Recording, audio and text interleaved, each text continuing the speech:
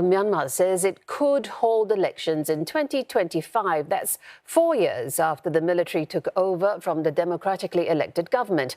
While unconfirmed, CNA's Leong Wai-kit explains why holding the polls then would benefit the military government. The Myanmar army has always been wanting to hold elections. What's becoming clearer is the timeline of 2025 or slightly beyond.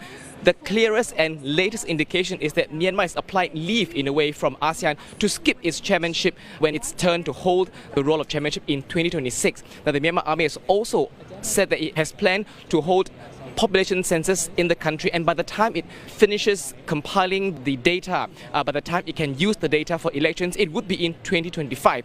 And interestingly and importantly, 2025 is the expiry date for the majority of Myanmar people's votes that they cast for National League for Democracy, Aung San Suu Kyi's party. So in a way, the Myanmar army is perhaps waiting for the validity of the Myanmar people's votes for Aung San Suu Kyi to expire. Now, the wheels are already set in motion that the army is planning elections. Regionally, Myanmar has sent representatives to Cambodia recently to observe its general election. Also recently, Myanmar has made study trips to China to observe how the Chinese Communist Party elects its leaders. Nationally, Myanmar has changed electoral laws, making it tougher for parties and also effectively getting rid of nearly half of the 100 political parties in Myanmar, including NLD, to take part in elections.